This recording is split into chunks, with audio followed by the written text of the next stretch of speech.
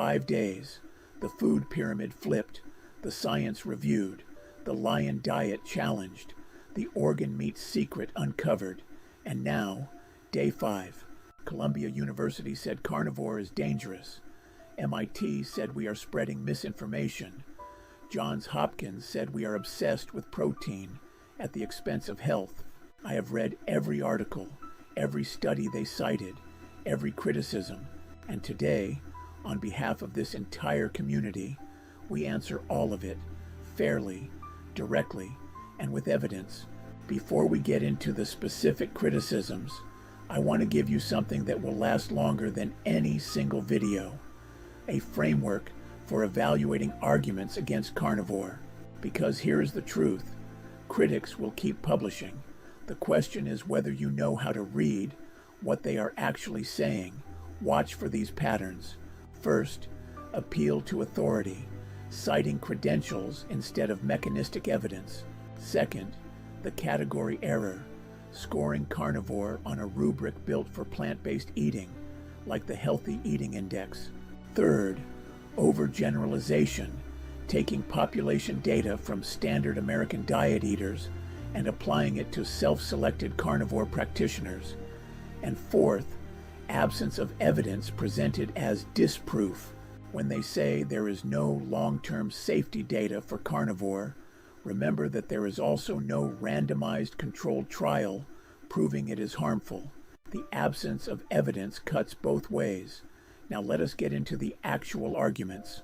Columbia University published 2 criticisms this February.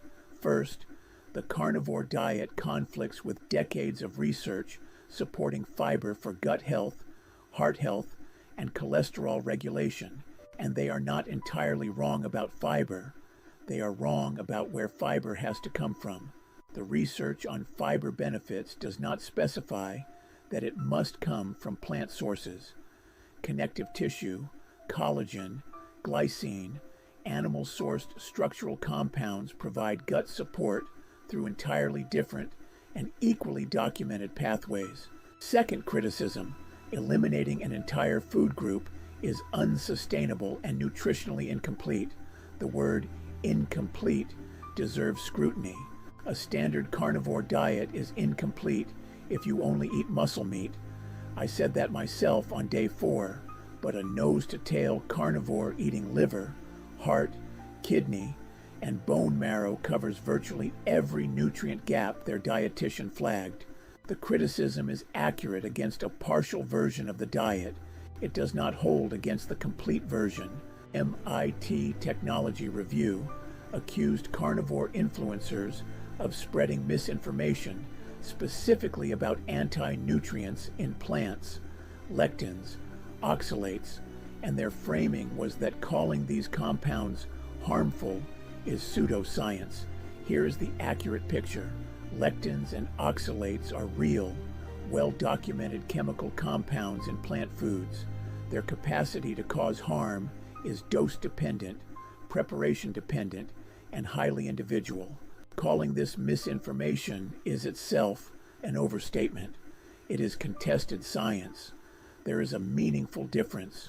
Their second argument, there is no scientific evidence that vegetables are not required in the human diet.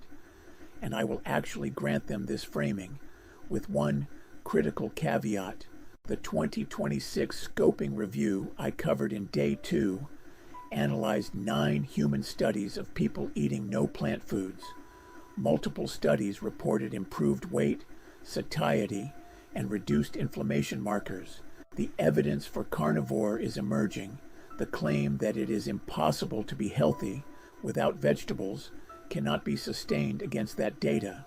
On LDL, I covered this in full on day 2, and I will not repeat the full analysis here. The summary: HDL rose, CRP dropped, triglycerides fell. A single LDL number is not a cardiovascular verdict. Johns Hopkins published their analysis this March, and I want to give them something I have not given the other institutions: partial credit. They are correct that Americans need more protein. The new federal guidelines pushed the recommendation to nearly double the previous amount. and I covered exactly that on day 1 of this series. Where Johns Hopkins and I diverge is in their conclusion that this increased protein must not come at the expense of plant-based fiber. Their supporting data is drawn from general American eating patterns, a population where 90 to 95% of people are already fiber deficient. That is a population-level observation about standard American diet eaters. Carnivore practitioners are not that population.